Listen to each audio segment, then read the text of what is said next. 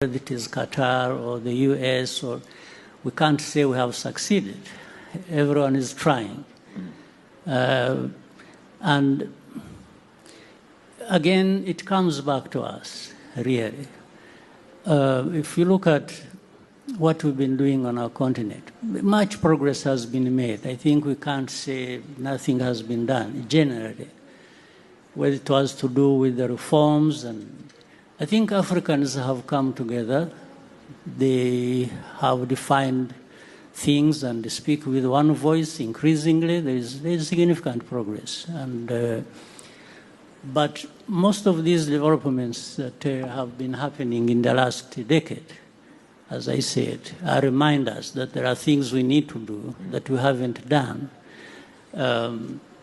So if you look at it at the African Union level, I remember when I was the champion of the reform process, there are things that were discussed on the continent.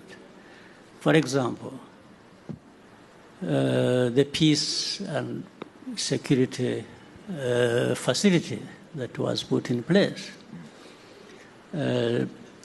Because it was put in place to avoid being fully dependent on external funders, because that has been the case. In fact, this is similar to what happens in other areas in different countries. We find we depend so much on the external partners and forget ourselves to put in place what we really have to do and can do. So that is progress. And then, so in terms of peace and security, and again, you look at the whole continent, you find there are many trouble spots in different areas. All kinds of efforts going on, back and forth, succeeding in some places, not succeeding in others, and continued efforts going on.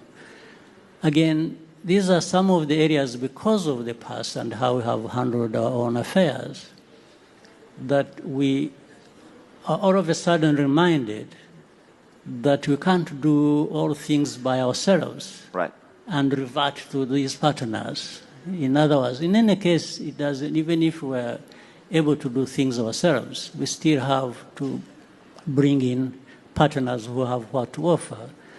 But we have, as Africa, to be able to define which direction you want to take and not entirely depend on what these people are contributing. All right. President Ramaphosa, you wanted to jump in. Yeah, on the peace process, particularly in the conflict that's been happening on our continent and particularly in the Eastern DRC, I'd like to compliment rather than contradict what President Kagame is saying.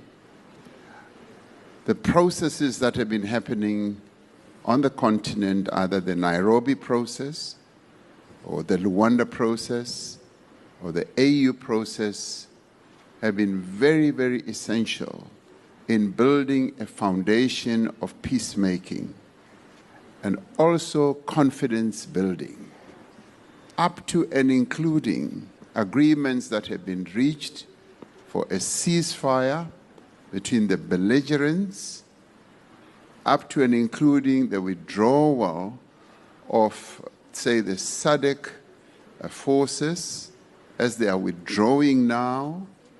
I mean, people may think that President Kagame and I are in conflict, and some of you may have thought that there's going to be fireworks as we're sitting close to each other. It is wonderful to see you agreeing and not contradicting each other. You're all thinking it. So all these efforts have been building a very strong and firm foundation. And of course, because our countries on the continent are not islands, we don't live alone in this God-given world or planet. We have to interface and interact with others. So whatever contribution others can make who are extra-African is important. But in the end, we must also remember the principle that we have adopted as Africa, that African problems or African solutions for African problems. In the end, and President Kagame knows this, whatever discussions are happening, in the end has to be endorsed, signed off, and owned and appropriated by us as Africans, because this is our continent.